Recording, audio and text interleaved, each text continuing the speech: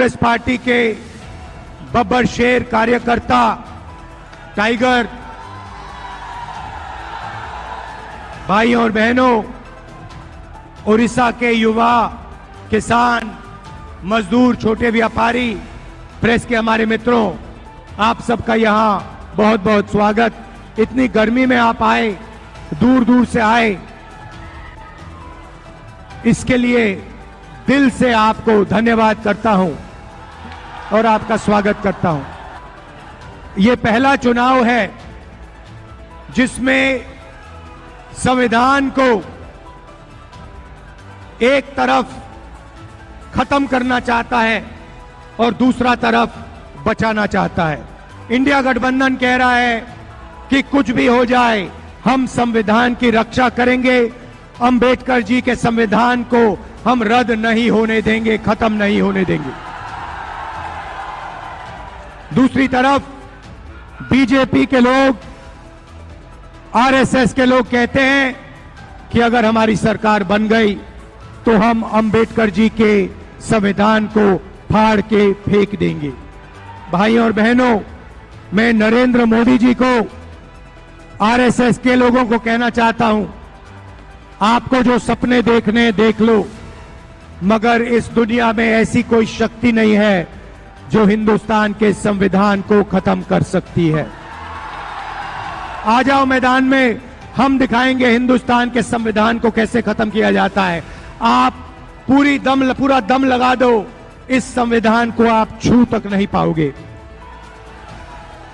भाई और बहनों, उड़ीसा में बीजेपी है और बीजेडी है, ये दोनों मिली हुई पार्टियां हैं, ये दोनों एक जैसी हैं। इनकी यहां पे पार्टनरशिप है, पान वाली पार्टनरशिप है उड़ीसा में। सोच एक ही है। मैं आपसे सवाल पूछना चाहता हूं, मैं बीजेपी के खिलाफ लड़ता हूं, मेरे खिलाफ बीजेपी ने 24 केस किए हैं, डिफेमेशन के केस, क्रिमिनल केस, 2 साल की जेल करवा दी, मेरी लोकसभा की सदस्यता ले गए, 50 घंटे मेरा ईडी ने इन्वेस्टिगेशन किया, इंटेरोगेशन किया, मेरा घर उठा के ले गए।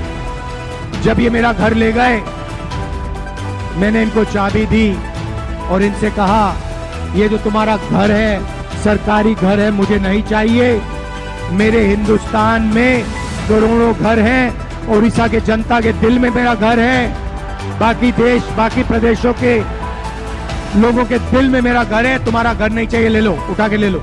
मगर भाइयों और बहनों, यहां के जो चीफ मिनिस्टर हैं नवीन बाबू, अगर सचमुच में वो बीजेपी के खिलाफ लड़ते हैं तो उनके खिलाफ केस क्यों नहीं हुए? उनका घर क्यों नहीं लिया गया? उनकी सदस्यता रद्द क्यों नहीं की गई? उनका इंटेरोगेशन क्यों नहीं हुआ? भाइयों और बहनों, इंटेरोगेशन नहीं हुआ, घर नहीं छीना गया, सदस्यता नहीं ली गई, क्योंकि बीजेडी के नवीन पटनायक जी बीजेपी के लिए यहां काम करते हैं। ये दोनों एक हैं, इनकी पार्टनरशिप चल रही है और बात साफ है। पार्टनरशिप का लक्ष्य उड़ीसा के लोगों का जो धन है, आपके जो माइंस हैं, आपकी जो संपत्ति है, उसको चोरी करने का है, अरबपति बनाने का है। नरेंद्र मोदी जी अदानी जैसे लोगों को अरबपति बनाते हैं।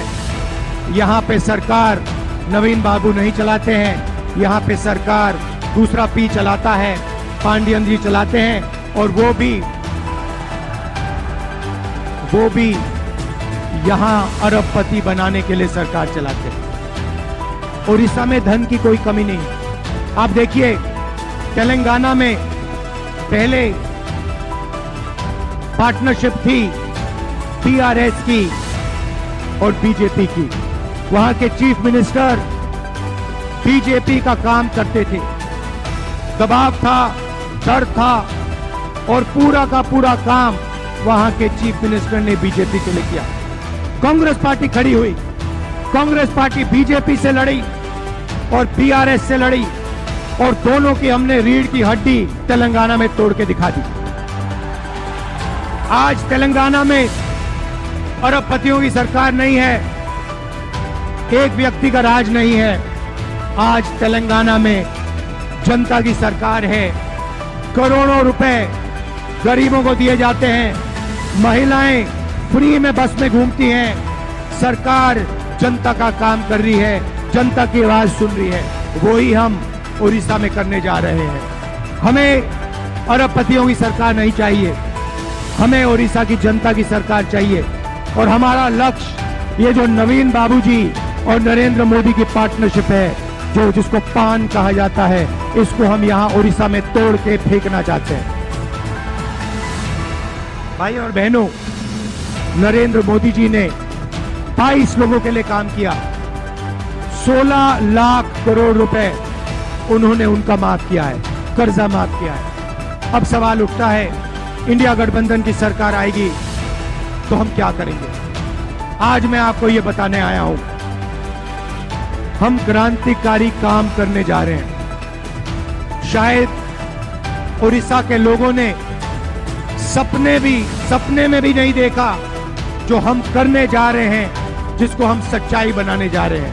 भाई और बहनों, पहला काम महालक्ष्मी योजना। महालक्ष्मी योजना में हम हिंदुस्तान के सब गरीब लोगों की लिस्ट बनाएंगे। किसान के परिवार, मजदूर के परिवार, छोटे व्यापारियों के परिवार, बेरोजगार युवाओं के परिवार की लिस्ट बनेगी। उड़ीसा में करोड़ों लोग इस लिस्ट पे होंगे।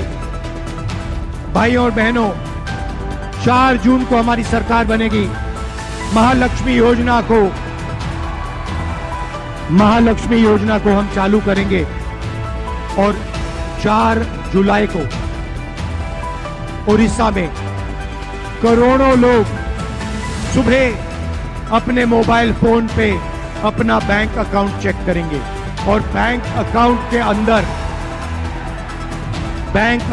अंदर 5 जुलाई को खटाक से 8,500 रुपए करोड़ों महिलाओं के बैंक अकाउंट में मिलेगा।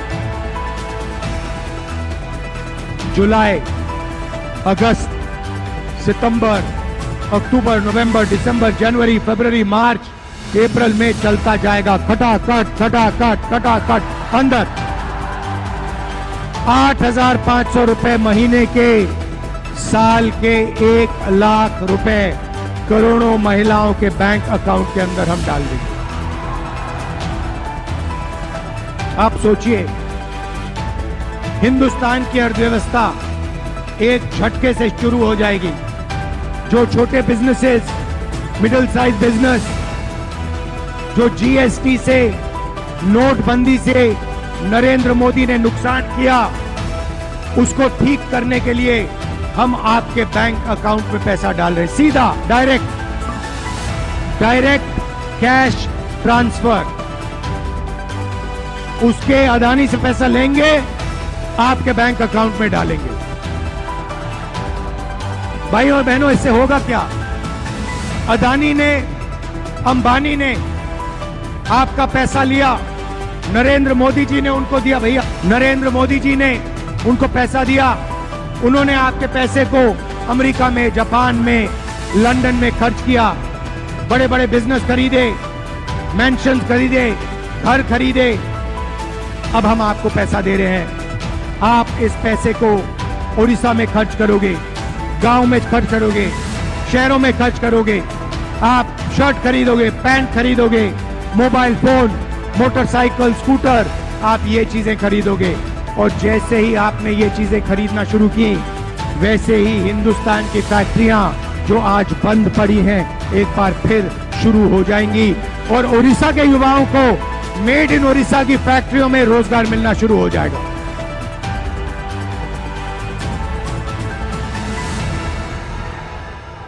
भाइयों और बहनों, हम सिर्फ गरीब महिलाओं को पैसा नहीं देंगे, हम उड़ीसा के किसानों को, मजदूरों को पैसा देंगे। किसानों को गारंटीड कानूनी मिनिमम सपोर्ट प्राइस हम देने जा रहे हैं। इसके माध्यम से ओडिशा के किसानों को, हिंदुस्तान के किसानों को धान के लिए, शुगर केन के लिए, कपास के लिए, अनाज के लिए पहली बार कानूनी मिनिमम सपोर्ट प्राइस, कम से कम दाम गारंटी करके मिलेगा। भाइयों और बहनों, किसानों के बैंक अकाउंट में हम और पैसा डालने जा रहे हैं। हम किसानों का कर्जा माफ करने जा रहे हैं। अगर नरेंद्र मोदी अरबपतियों का कर्जा माफ कर सकता है, हम किसानों का कर्जा माफ करेंगे। और हम एक उद्योग तैयार करेंगे जिसको हम कर्जा माफी उद्योग कहेंगे। इसका काम पता लगाने का होगा कि किसानों को कर्जा माफी की जरूरत है या नहीं। जब भी किसानों को कर्जा माफी की जरूरत होगी, ये उद्योग हिंदुस्तान की सरकार को ऑर्डर देगा और हिंदुस्तान की सरकार फिर से किसान का कर्जा माफ करेगी। युवाओं को मैं कहना चाहता हूं, अग्निवीर योजना ने आपको भारी चोट पहुंचाई, पहली बार 2 तरीके के शहीद बनाए। मैं यहां से आपको कहना चाहता हूं, अग्निवीर योजना को इंडिया गठबंधन की सरकार फाड़ कर कूड़ेदान में फेंकने जा रही है। हमें 2 तरीके के शहीद नहीं चाहिए। हर जवान को पेंशन मिलनी चाहिए, हर जवान को कैंटीन मिलनी चाहिए, हर जवान को सही ट्रेनिंग मिलनी चाहिए, हर जवान को शहीद का दर्जा, अगर जरूरत हो हर जवान को शहीद का दर्जा मिलना चाहिए।